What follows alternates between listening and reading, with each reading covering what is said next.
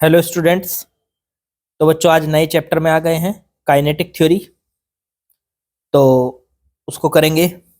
Chapter number आपका 12 है और 11th का टॉपिक। और आपके जो है जेई मेन के 2023 वाले क्वेश्चन चल रहे हैं। चलिए शुरू करते हैं, क्वेश्चन नंबर 1 से स्टार्टिंग करते हैं। तो देखो पहले क्वेश्चन में क्या कहा है, for 3 low density gases A B and C. 3 gases हैं, लो डेंसिटी की है, प्रेशर वर्सेस टेम्परेचर का ग्राफ आपको दिया हुआ है।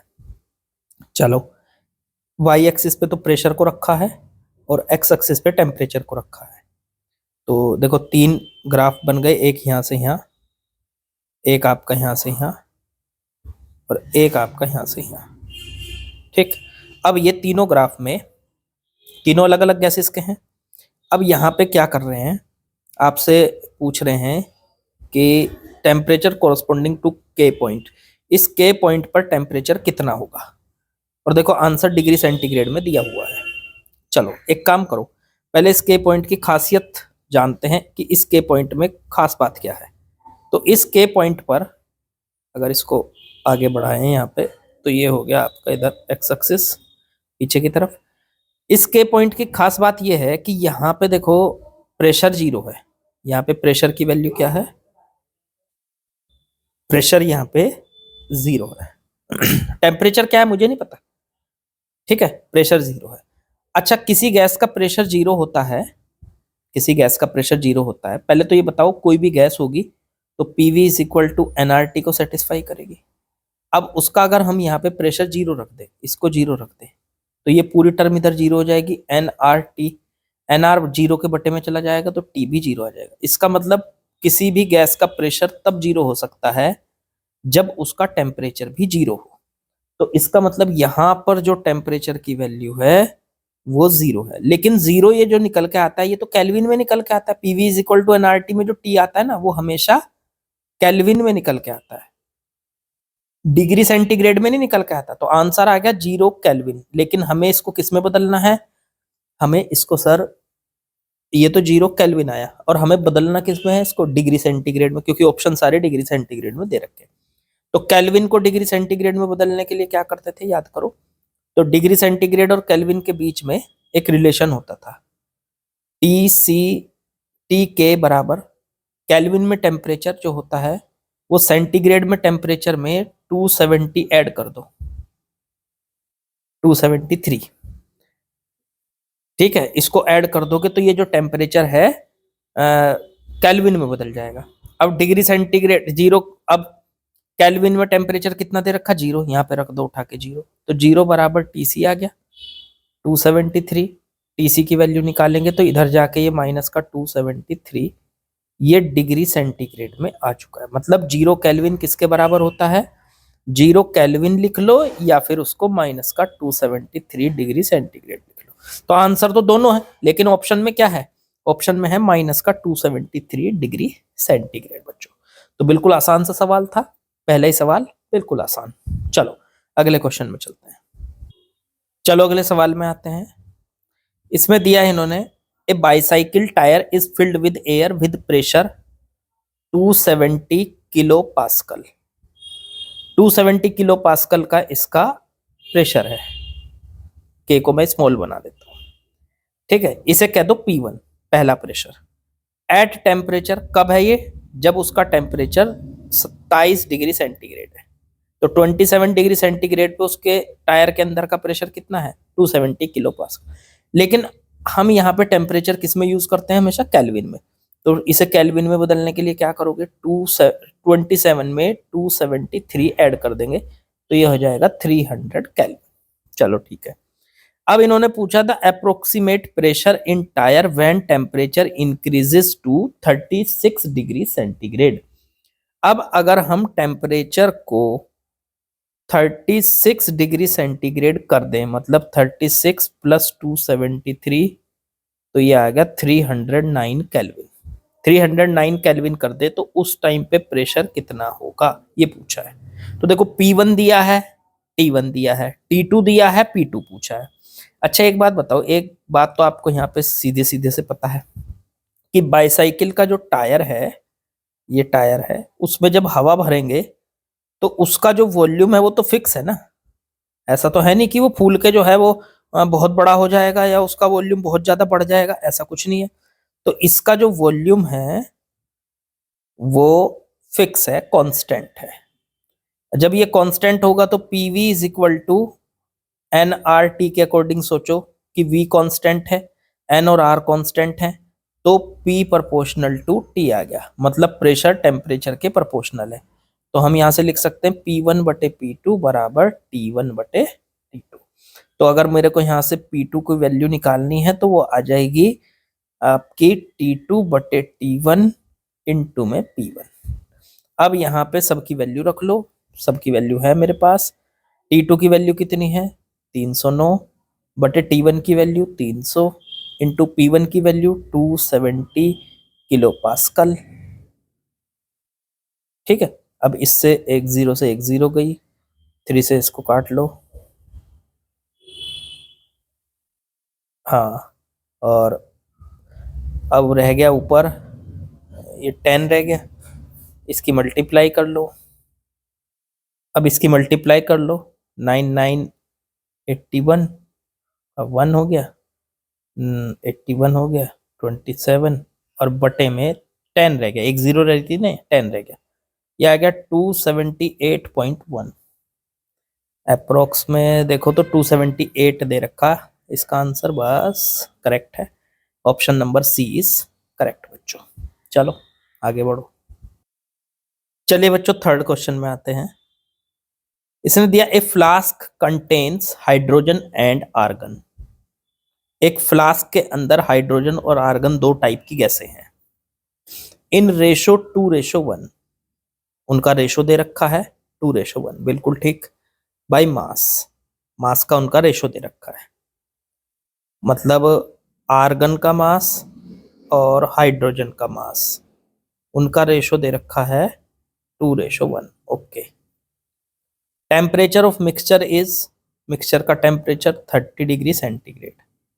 The ratio of average kinetic energy per molecule, पहले तो इसे 30 डिग्री को बदल लो, 30 डिग्री प्लस 273 ऐड कर दो इसमें, तो ये हो जाएगा आपका 303 केल्विन में आ गए।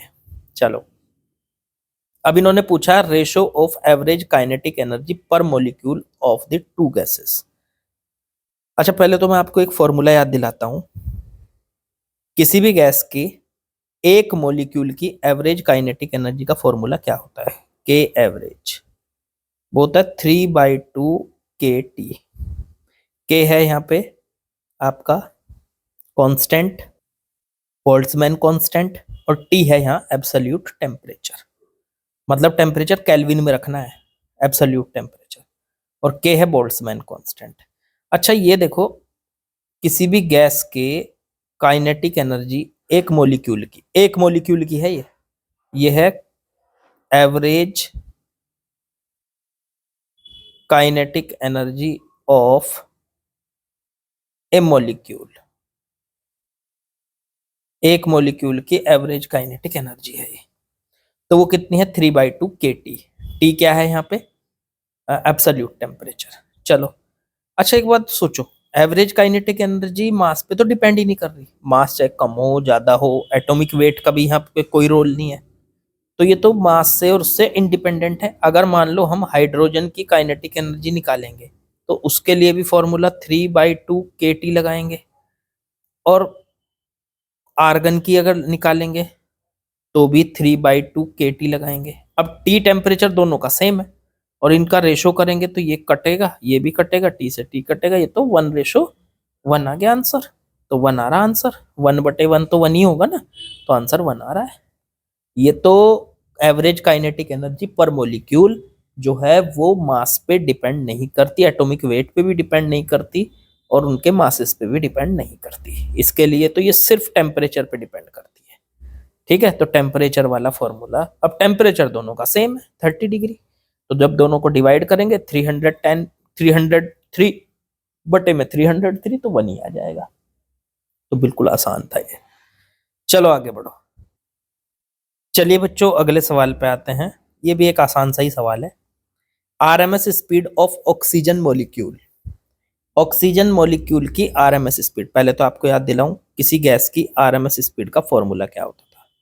तो अंडर रूट में 3RT बटे में एम नॉट, टी है एब्सोल्यूट टेम्परेचर, आर है गैस कांस्टेंट, एम नॉट है यहाँ पे इसका मोलिकुलर वेट, ठीक है, मोलर मास कह सकते हो आप इसको। चलो ठीक है। अच्छा, इसमें एवरेज स्पीड की भी बात हो रखी है, एवरेज स्पीड, तो एवरेज स्पीड का फॉर्मूला अलग होता है, उसमें यहाँ 3 की जगह आ जाता है 8 बटे पाई, तो 8RT बटे में पाई एम नॉट, ये आ जाता है आपका। अब आपसे क्या कहा है, आरएमएस स्पीड किसी वेसल की पर्टिकुलर टेम्परेचर पे ये दे रखी है, तो वी आरएमएस की वैल्यू क्या दे रखी है इन्होंने, तो वो दे रखी है 1+5 बटे एक्स और पूरे की पावर 1/2 और इनटू में वी, ये वी जो दे रखी है ये है वी एवरेज स्पीड, तो इसे वी एवरेज कह दो। अब यहां से एक्स की वैल्यू बतानी है, पाई को लेना है 22/7, बहुत आसान सा सवाल है। अब तो देखो वी आर एम एस की वैल्यू उठा के यहाँ रख दो, अंडर रूट में 3RT बटे में एम नॉट बराबर 1+5 बटे एक्स की पावर 1/2 और वी एवरेज को उठा के यहाँ रख दो, तो ये है अंडर रूट में 8RT बटे में पाई एम नॉट। देखो दोनों तरफ का स्क्वायर कर दो तो 3RT, अंडर रूट हट गया बटे एम नॉट, यहाँ पे भी 1/2 पावर हट गई तो 1+5 बटे एक्स और इनटू में 8RT बटे में पाई एम नॉट, एम नॉट से am not cancel, R T cut गए, इधर बचा 3 बराबर 1+5 बटे एक्स इनटू में 8 बटे पाई। चलो जी, और कुछ बचा हो तो देख लो, पाई को लेना 22/7, तो ये इधर पहुंच जाएगा, पहले तो ये हो जाएगा 3 पाई बटे में 8 बराबर 1+5 बटे एक्स, इस 1 को इधर ले आओ, पाई की वैल्यू रख लो पहले, तो 3/8 इंटू में 22/7 बराबर 1+5 बटे एक्स। चलो ये कुछ कट रहा हो तो देख लो, 2 से काट लो 4, 2 से काट लो 11, ऊपर बन गया 33 और बटे 4 × 7 28, इस 1 को इधर ले आओ -1 5 बटे एक्स, एलसीएम लो इसका इसके साथ, तो 33 - 28 बटे 28 बराबर 5 बटे एक्स, 28 - 33 5 बटे 28 बराबर 5 बटे एक्स, 5 से 5 कट गया, क्रॉस मल्टीप्लाई कर लो तो x बराबर आ गया 28। लो जी, x की वैल्यू 28 आ गई, option number A is correct, बिल्कुल आसान, बस ये फॉर्मूले आपको याद होने चाहिए कि एवरेज आरएमएस स्पीड का फॉर्मूला क्या है गैस के मॉलिक्यूल की और एवरेज स्पीड का फॉर्मूला क्या है, ऐसे ही होती है मोस्ट प्रोबेबल स्पीड का फॉर्मूला, वो भी याद होना चाहिए, उस पर भी सवाल बन सकता है। चलो जी अगले सवाल पे चलते हैं, चलो भाई अगले सवाल में आते हैं, question number 5, if RMS speed of chlorine, chlorine की आरएमएस स्पीड दे रखी है, Cl लिख लो इसको, क्लोरीन की आरएमएस स्पीड 490 मीटर पर सेकेंड, 490 मीटर पर सेकेंड, एट कौन से टेम्परेचर पे, 27 डिग्री सेंटीग्रेड पे, ओके। अब ये कहा स्पीड ऑफ आर्गन मॉलिक्यूल, इस बार आर्गन का जो मॉलिक्यूल है Ar, उसके मॉलिक्यूल की स्पीड निकालो, टेम्परेचर यही रखना है 27 डिग्री सेंटीग्रेड, और आर्गन का एटॉमिक मास दे रखा, क्लोरीन का एटॉमिक मास दे रखा, अरे बहुत आसान है, याद करो आरएमएस स्पीड का फॉर्मूला क्या था, तो वो था अंडर रूट में 3RT बटे में एम नॉट।